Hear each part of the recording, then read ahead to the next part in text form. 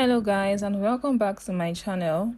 In this video I want to show you how to draft a mutton sleeve. So this is an example of what a mutton sleeve looks like, and it's important to note that the way the sleeve is going to look like at the end of the day depends on the kind of fabric that you're going to use, and also depends on whether or not you add an extra structure inside, like say crinoline or peplum stay. So if the kind of fabric you are working with is not a fabric that can stand on its own, then you can decide whether or not you want to add structure or you like the way the sleeve is dropping. So for this tutorial I'm going to be working with a basic sleeve pattern. I have this available on my channel and I'm going to link it in the description in case you want to watch that video first.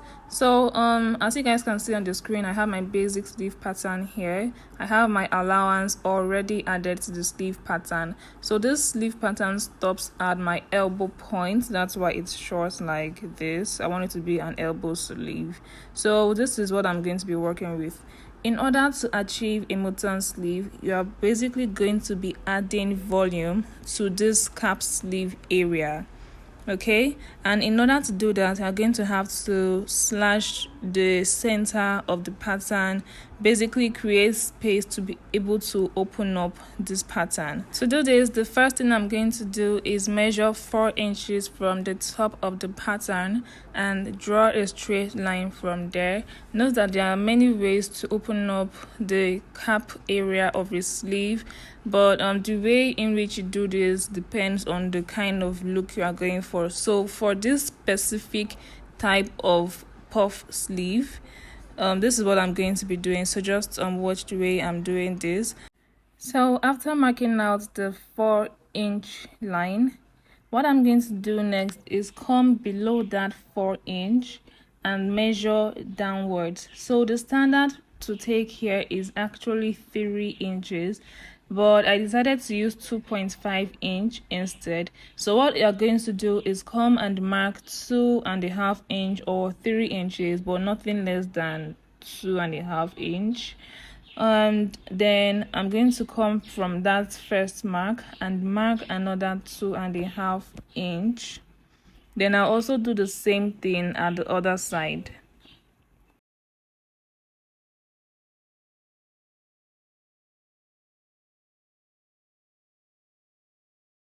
Alright, after doing that, what I'm going to do is find the midpoints of this pattern and draw a straight line to stop at that 4-inch horizontal line which I drew earlier on the pattern.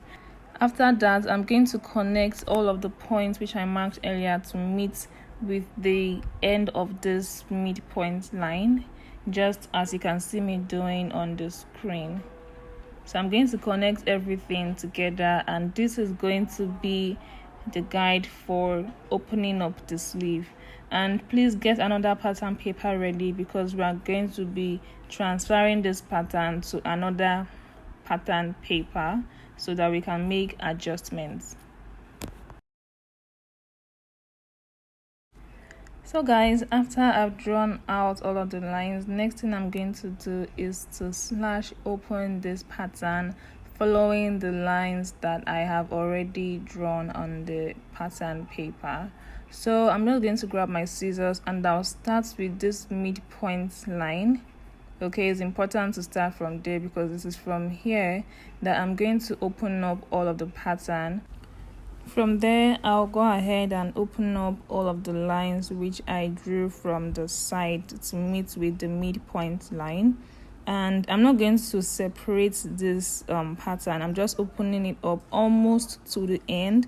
You can see that the first one I opened up, I did not completely take it out of the pattern. I just stopped very close to the edge. So I'm going to open up the other side that way. And then with this, I'm going to be able to spread out my pattern as much as I want to.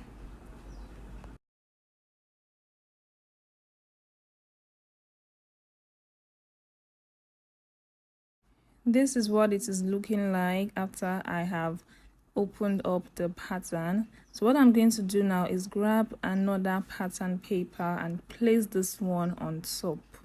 So the reason why I am doing this is so that I can form a new pattern with this one. So if you want the puff to be very big, you have to grab a bigger pattern paper than the one you can see me using on the screen. The more you open up the pattern, the more full the puff is going to be, and I'm going to illustrate that for you guys to see at the end of this video. I'm going to show you the difference between the one that is opened up well and the one that's just slightly spread. Okay, so I'm just measuring the distance I want between the two, and this is completely up to you. If you want it very wide, you can use like 3-inch, 4-inch, 5-inch if possible, but for the sake of this video I'm going to be using 3 inches. So I'm going to use a 3-inch distance between each of this pattern which I have separated. If you were paying attention to this video, then you must have seen how I placed my tape rule to measure the distance between each of the pattern which I have slashed already. So after measuring the distance, I'm going to go ahead and pin this down. You can also use a tape to hold this down to the pattern. Just do whatever works for you.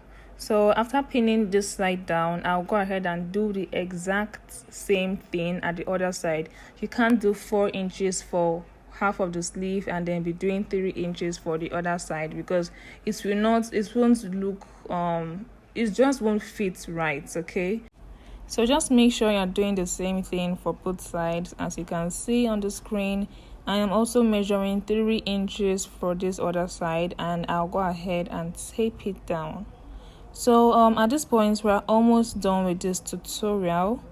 The next thing to do is to trace out the pattern, trace out what you have on the pattern paper that's underneath.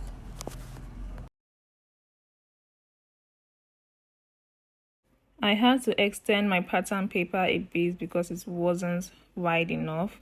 So what I'm going to do now is just grab my marker and trace out what I have on the paper underneath. So please just watch what I'm doing. So I decided to just leave this the way it is, and then when I'm cutting, I'll cut following this pattern on top. What I'm just going to do is to trace out the upper part only. So you can make this very high if you want the puffiness to be dropping a bit more. You can make it higher. You can also make it wider overall depending on what you want. But for the purpose of this tutorial, this is what I'm going to be leaving mine as. You can see that it's not very high.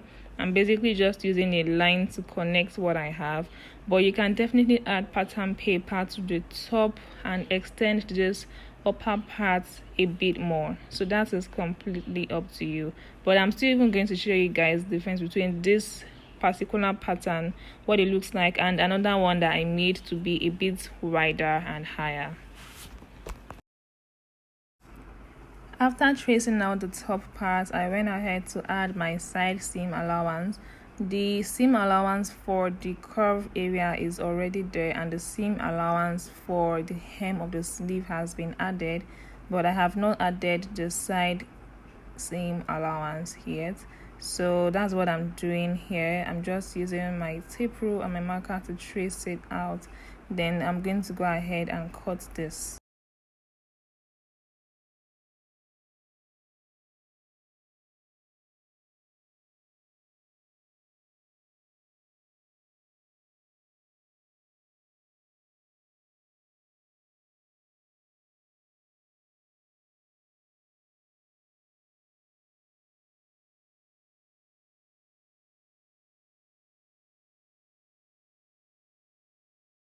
So guys, this is what it is looking like. I'm going to go ahead and cut this on my fabric, and to sew this down, all you have to do is gather this top part.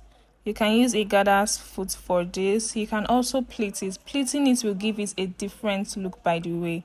Pleating it and gathering it will give it a different look. After pleating it or gathering it, you go ahead and join the sides and attach it to your dress or your top or your jumpsuit as usual. So this is another clip here. I cut this in 2 places to be able to really show you guys what this looks like. So you can see that for this one, the upper part is higher and the side is a little bit wider. I'll just go ahead and insert a clip which I did earlier explaining the 2 different sleeves for you guys to see. So this is the difference between the both of them. This is the second one I did after expanding the pattern, and this is the one I did using the actual pattern. So as you guys can see, I pleated this side all the way to the top, which added to fullness here and all of this place. But for this side, I did not pleat the top part, but the sides are pleated. So if you want it to be fuller, if you want it to have more puffiness here, you pleat this area. But if you want it to be just the 2 sides, you won't pleat this place. And also, if you want it to be very big, you just expand. The more you expand the upper part, the bigger it gets. As you can see, this is bigger than the first pattern I did. Okay, so this is how to do a leg of mutton sleeve.